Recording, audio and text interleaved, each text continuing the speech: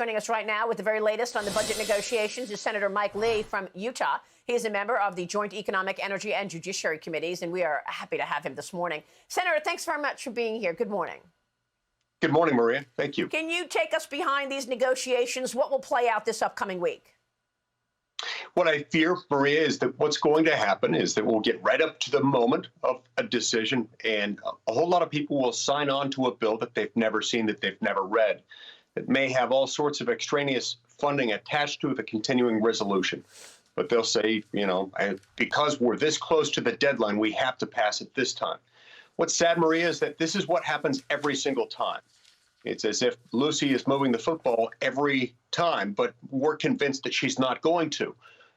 We really ought to be debating, discussing, and having the opportunity to amend these spending bills for weeks, if not months, in advance of the spending deadline. But instead, the Senate and the House leadership conspire to bring it up at the last possible minute, thus assuring that the American people's priorities are sacrificed. So, in other words, it's a trick. Put as much stuff in a package that you know the Republicans are never going to go for. Put as much stuff as possible in there so that everyone says, well, we can't agree on this, we can't debate this, and the government's about to shut down, so let's just do a clean bill and just put the government continuing to get funded, maybe put in some money for Ukraine, and we'll deal with everything later. And this goes on over and over again. Why do the Republicans keep getting hoodwinked?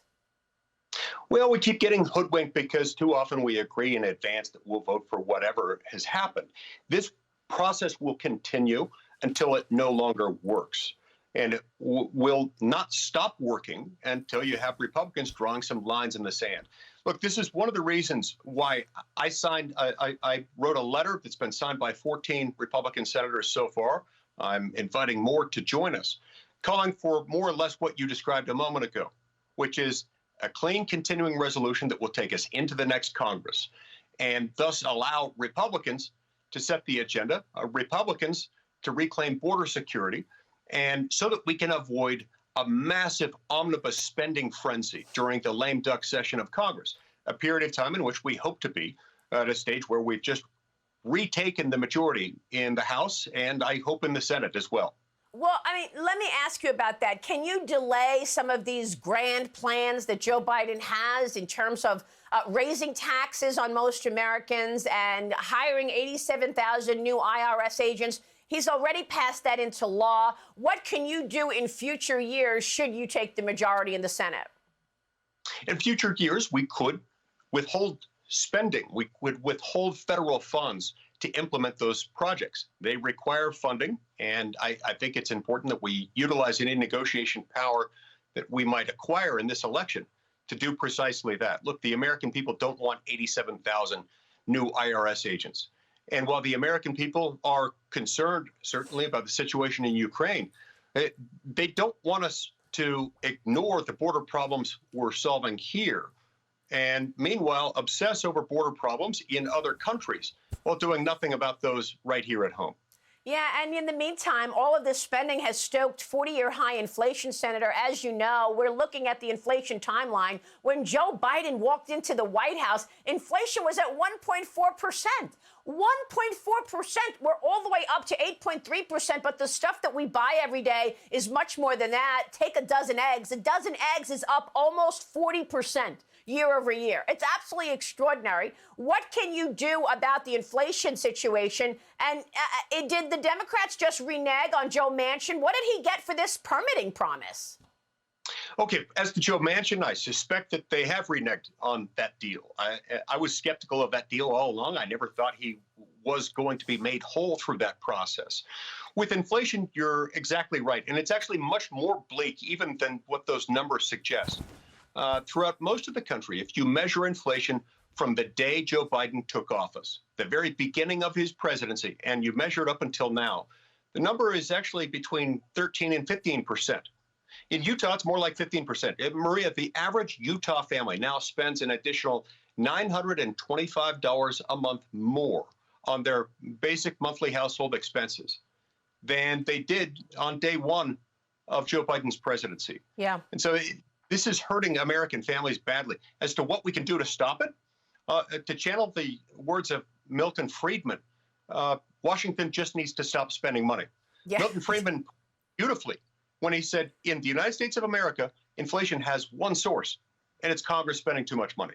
Yeah, that's right. All right, we're going to take a break, but Senator, we've got to get into some other issues. When we come back, your take on the Department of Justice and the FBI and what is two systems of justice in America. What can you do from your seat on the Judiciary Committee about that? That's next with Utah Senator Mike Lee. We'll be right back.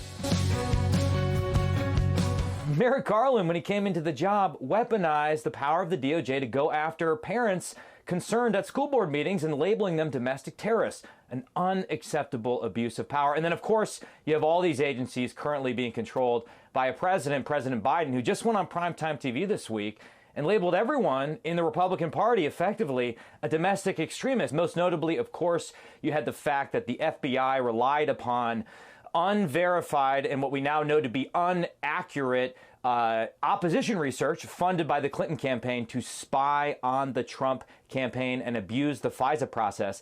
And as of yet, no one's been held accountable. No, they haven't. That was House Intelligence Committee member and Wisconsin Congressman Mike Gallagher on this program earlier this month on the politics dictating investigations at the FBI. We're back with Senator Mike Lee, who sits on the Senate Judiciary Committee, which oversees the DOJ and its agencies, including the FBI and the Department of Homeland Security. Senator, what has happened to the FBI? Is there two systems of justice? Well, first of all, it's important to remember that the FBI itself, most of the people who work at the FBI, serve the FBI well and the country well and are not politicized. I do think there is a significant concern within the FBI headquarters that some agents, particularly in Washington, are being used in an effort to weaponize our nation's criminal law enforcement system at the federal level. That's a deep concern. It's one of the things that the Judiciary Committee is looking into. It's one of the things that we would love to be able to have entire hearings on. It's not as possible now as it will be, we hope, after we re-earn the Senate majority in the elections. But we do need some answers, and these are some of the risks that we're seeing play out. When you centralize this much power and this much law enforcement power in our nation's capital, bad things happen. Well, that's what we're seeing, and Americans are questioning the FBI, particularly after these whistleblowers came out. Will you be issuing subpoenas? Will you do these kinds of hearings to ensure Absolutely. that we've got fairness in these agencies? Absolutely. Look, just in the last few days, we've seen some pretty glaring examples of what appear to be instances of overreach. I mean, look, you've seen subpoenas issued to the Eagle Forum of Alabama, trying to get into their subjective motivation for their efforts with the Alabama legislature on a particular bill. It's really none of the federal government's business. They haven't done anything wrong. I don't even think any crime is being alleged against the Eagle Forum of Alabama. You've got a Catholic father of 7 who formed a group designed to encourage young men to be faithful to their commitments, who was arrested in front of his 7 children just recently. You've got all these instances of overreach, and it's deeply concerning to us all. These are all things we're going to be looking into. Yeah, not to mention the deep hatred for Donald Trump and the way they treat the former president. And meanwhile, Christopher Wray tells us over and over again how much of a threat China is and the Chinese Communist Party. But what have they done about it? I want to ask you about China because I know that you recently had an amendment declaring that China is no longer a developing country and should not be treated by the UN as such. The publication of this year's Fortune Global 500 ranking inspired jubilant headlines in the Chinese media because China, for the 3rd year in a row, claimed more companies on that list than any other country. China is stealing intellectual property. The Communist Party has made it clear of their intentions to overtake the United States as the #1 superpower. And yet corporations in America are more interested in selling to 1.4 billion people than actually protecting the freedom and liberty of the American people. What should be done? That's exactly right. Look, we voted this week. The Senate voted to ratify the Kigali Amendment to the Montreal Protocol.